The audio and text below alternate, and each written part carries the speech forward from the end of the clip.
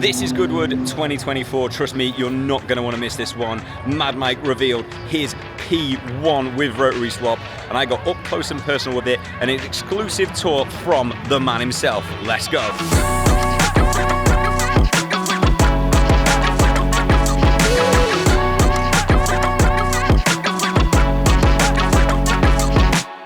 Brought me in here through the supercar parking, but I've just spotted something that I've been dying to see for ages. Come and have a look at this.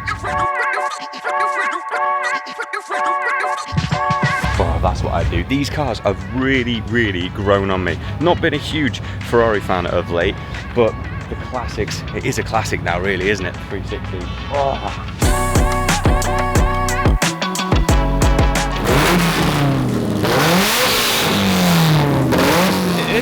Is the Demon Tweaked E30 M3. If you follow me, you've probably seen it before. It's of course lives at the Demon Tweaked showroom, but it's here going up the hill at Goodwood.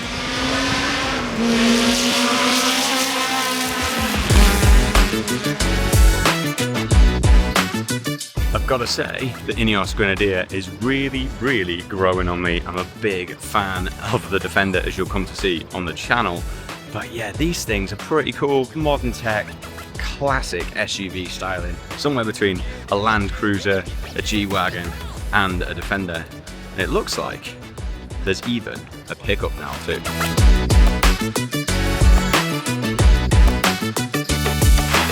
Oh man, I have not even been here for an hour yet, and it's already unbelievable. The best I've ever seen it. I've been lucky enough to come for a few years before. We've got loads to go and see. Hopefully, next up is the reveal of the MADMAC. That's Mad Mike Whiddett's crazy McLaren P1 GTR with a rotary engine. Let's go.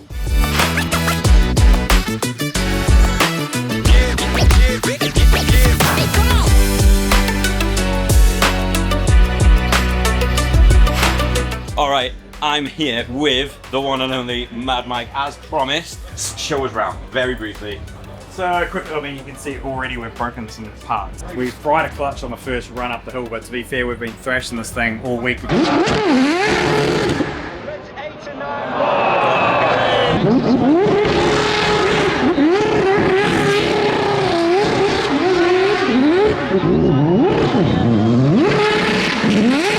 So we partnered up with Lanzante, who's literally 30 minutes down the road. He supplied the Dream platform, a mixture between the P1 GTR, the 650S and the GT3 McLarens. Which parts are which? Obviously the subframes between them all are the same, the tubs are the same, the actual roll cage itself is from the GT3 because I wanted the FIA roll cage. The subframes have been cut obviously to fit the rotary engine into. We're still running the X-Track gearbox on the back of it. We've full peripheral ported the housings, billet pro plates, so they come out of Australia actually, so they're a side plate that's all billet that's got a Preston face on it, so we can change those. We've got 3 rows of injectors. We've got this intake plenum that was actually an 80 kg block of billet.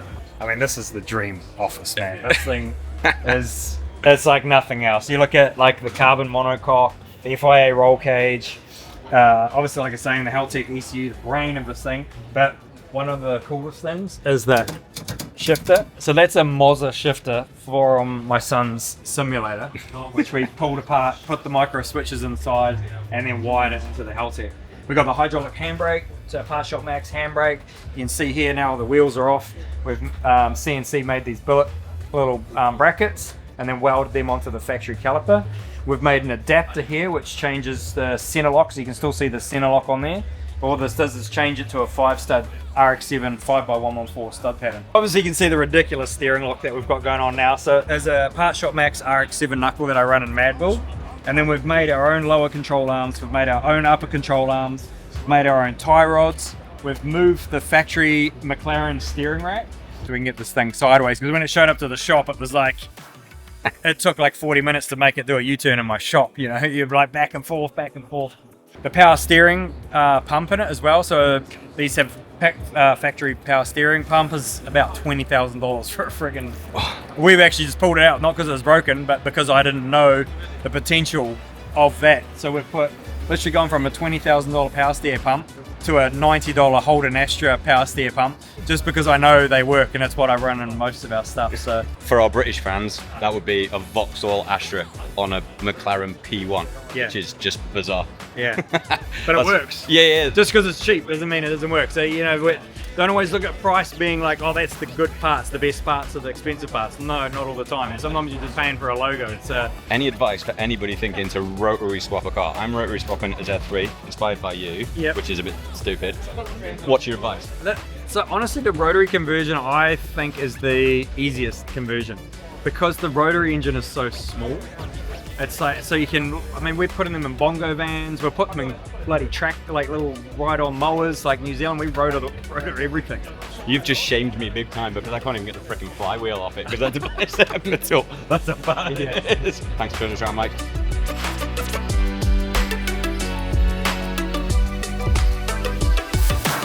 I've been lucky enough to meet Mike a few times in the last year or so, and it started when he came in for, of course, 2-stroke oil because rotary, to Demon Tweaks, the place where I used to work and obviously present for now. And it's gone from there. He reached out to me earlier this year, told me about the McLaren project, which was awesome. I had to keep that under wraps for him, but yeah, it's mega to see it in the flesh and to go up the hill before, but absolute great bunch. What a team he's got with the guys over at Mad Labs. Right, let's go see what else we can see here at Goodwood.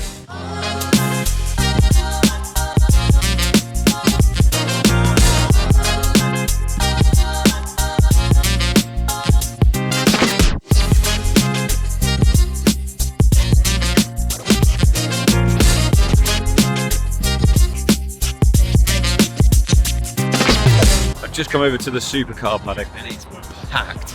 It looks like there's loads going on, some new car reveals, so let's go and have a look around. I'm actually stuck. Supercars are something that I used to love, but now it's all about modifying. I think that is where my heart lies now. But apparently it works for everybody else because it's absolutely packed in the supercar paddock. Little do they know, there's loads more to see just over the other side of the track. I'm not getting in that queue to go up here. We're going to go a long way around, walk around the side of the track here, and hopefully find the Red Bull paddock.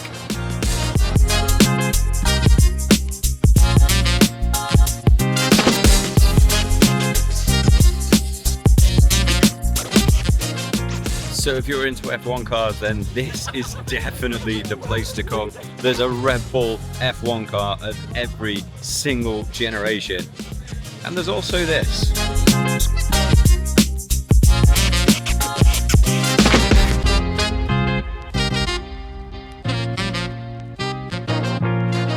Wherever you turn at Goodwood, there is always something new to see. I've just stumbled into, I think it's called the Stable Yard. And it's a BMW centerpiece. Not only have they got a stand on the other side of the track, but they've got this sort of the future of BMW section in here. Let's have a look around.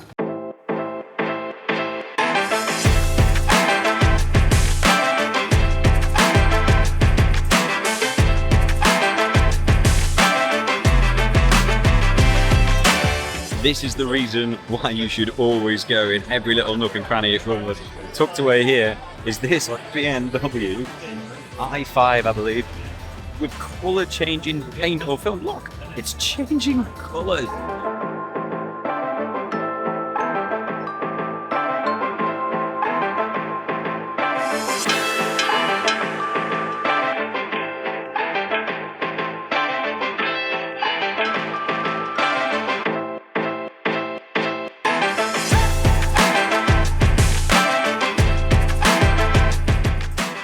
What an incredible end to an awesome couple of days at Goodwood.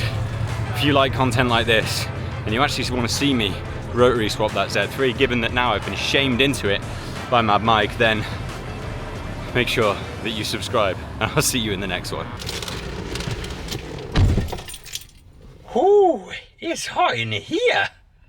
Ah.